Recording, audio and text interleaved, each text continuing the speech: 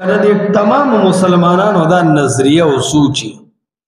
چې مونږ به هر هغه څه کوو چې الله ویلي، مونږ به هر هغه څه کوو چې محمد رسول الله صلی الله علیه وسلم ویلي.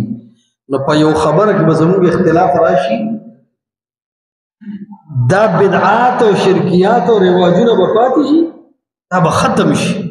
خو وجه دا ده مونږ د اطاعت او د اتباع په معنی نه یو پوهه. اطاعت دې ته وایي په دې زړه کې الله او د الله رسول داسې ځای کا چې د الله او د الله د رسول مخې ته چرته کې استاذ را نشي، د الله او د الله د رسول مقابله کې چرته امام او مجتهد را نشي، د الله او د الله د رسول مخې ته چرته حاجي صاحب را نشي، چرته چیرمین صاحب را نشي، چرته بریګیډیر صاحب را نشي، چرته عہدیدار را نشي، د الله او د الله د رسول مخې ته چرته خان او نواب را نشي. دا ځل لري کا او خالی کا بس صرف الله او د الله رسول ته، دې ته وایي اطاعت.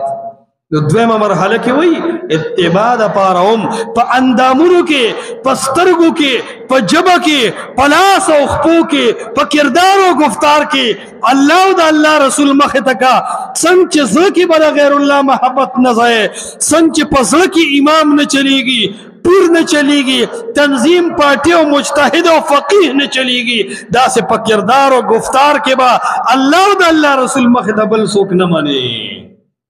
نو که مونږ واقعي الله او د الله رسول دې زړه ته او د اندامونو ته رادننه کړل، زمونږ زړه کې به د انګریز محبت راشي،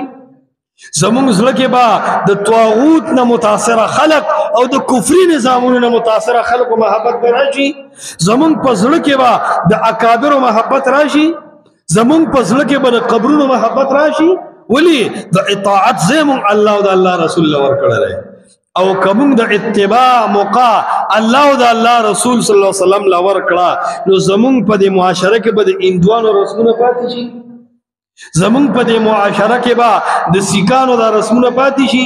زمونږ په دې معاشره کې به د پلار نیکه طریقې پاتې شي. غټه وجه دا ده چې مونږ اتباع او اطاعت، اطیع الله اطیع الرسول، اتباع د الله او اتباع د رسول دا مونږ مکمل پرېښې ده.